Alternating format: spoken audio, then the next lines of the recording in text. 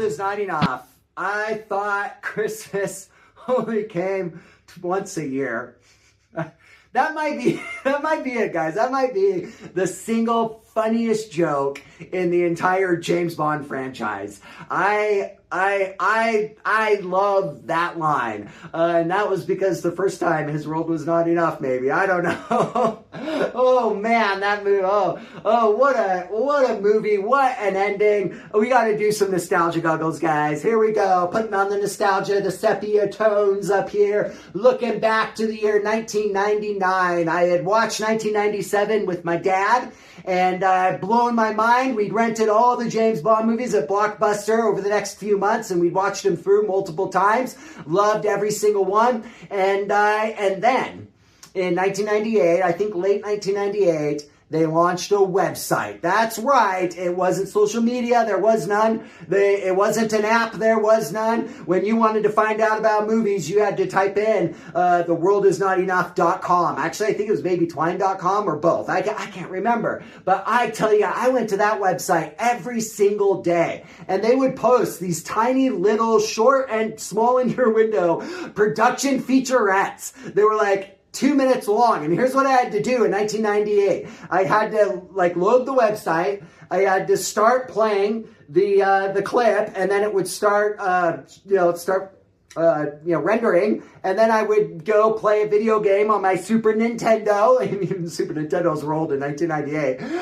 But I'd play a game, and I'd play for half hour, 45 minutes. I'd come back to my desktop computer, and I would see if that production video had finished rendering and loading, and then I'd watch it. And oh man, they would load like one a day, and they would show you the ski chase, and they'd show you how they filmed with those little hover things that followed him, and then they'd show you the BMW, the new car that he had, and they do a feature on every single character in the movie. And oh, I was so hyped for this movie when Christmas or November 1999 finally hit. Oh, I was so excited to see it, and it did not disappoint.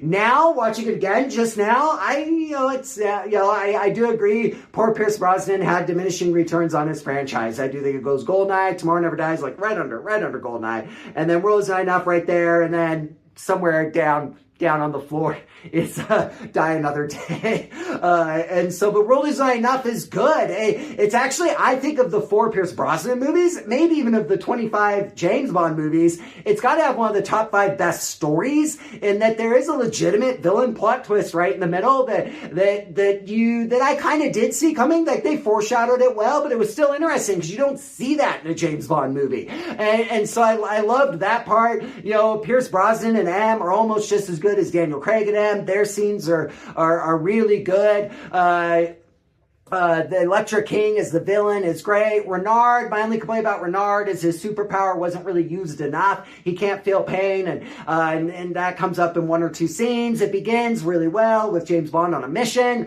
and then it just builds. The submarine stuff at the end is really, really good. The way he shoots Electra is like, holy cow, that's cold stuff. Like, you'll never kill me. Bam! I mean, wow. And then he dives into that submarine.